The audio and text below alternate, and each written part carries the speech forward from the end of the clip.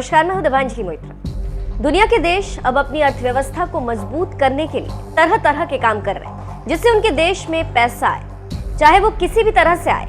किसी भी तरह से मतलब यह है कि अब देश रूढ़िवादिता का लबादा उतार कर फेंक रहा है। आप इसके लिए सऊदी अरब का उदाहरण ले सकते हैं, जो अपनी अर्थव्यवस्था को ठीक करने के लिए नए शहर बसा रहे हैं, महिलाओं को अधिकार दे रहे हैं। चीन अपने सीपैक से दुनिया को जीतने की कोशिश कर रहा है।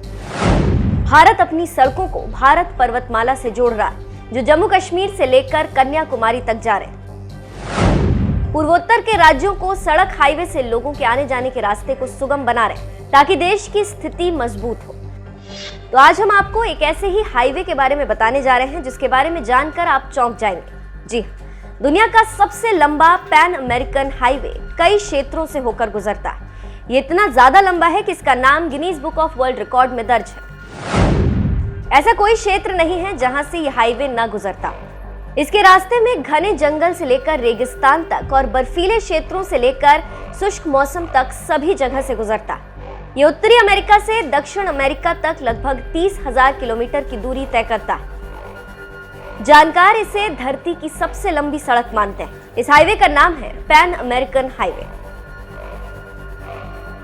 यह हाईवे कई शहरों और देशों से गुजरता है, जिसमें Mexico, Guatemala, El Salvador, Honduras, Nicaragua, Costa Rica और उत्तरी अमेरिका में पनामा से गुजरता है। ये कोलंबिया, इक्वाडोर, पेरू, चिली और अर्जेंटीना होते हुए दक्षिण अमेरिका तक जाता है। पैन अमेरिकन हाईवे की लंबाई करीब 30,000 किलोमीटर। ये इतना लंबा है कि इसकी दूरी तय करने में लोगों को कई महीने लग जाते हैं। खबरों की माने तो इस पैन अमेरिकन हाईवे पर जाने से पहले अच्छे से तैयारी करना जरूरी है। अमेरिकी मीडिया में रिपोर्ट है कि यह हाईवे पहले उत्तर, मध्य और दक्षिण अमेरिका के राज्यों को जोड़ने वाला कोई हाईवे नहीं था। ऐसे में बनाने वालों ने एक ऐसे हाईवे के बारे में सोचा जो लोगों और देशों को जोड़ सके और व्यापार सुलभ हो सके। इसीलिए हाईवे को बनाए जाने की मांग उठने लगी। उसके बाद इसे संयुक्त राज्य अमेरिका ने बनाना शुरू किया। इस हाईवे को बनाने के लिए बड़े पैमाने पर इंजीनियर्स लगाए गए। इसे कई चरणों में बनाया गया। पहले चरण में इसे लारेडो, टेक्सास से मेक्सिको सिटी तक बनाया गया। दूसरे चरण में पनामा सिटी तक इसे जोड़ा गया। मीडिया में छपी खबरों को पढ़ने से या जानकारी जुटाने से पता चलता है कि पहले अधिकांश मध्य अमेरिकी देशों के बीच सड़कें नहीं थी और व्यापार बहुत कम था। कोस्टा रिका और पनामा के बीच कोई सड़क नहीं थी। इसके बाद इस हाईवे को बनाया गया। हालांकि इसका तीसरा चरण अभी पूरा नहीं हुआ है। इस हाईवे पर यात्रा करना बेहद रोमांचक होता है। इसमें गाड़ी चलाने वाले को हर तरह की मुश्किलों का सामना करना पड़ता है। सड़क जंगलों, पहाड़ों, रेगिस्तान और ग्लेशियरों से गुजरती है। ऐसे में इस हाईवे पर गाड़ी चलाने वाले लोग बहुत एक्सपर्ट होने चाहिए।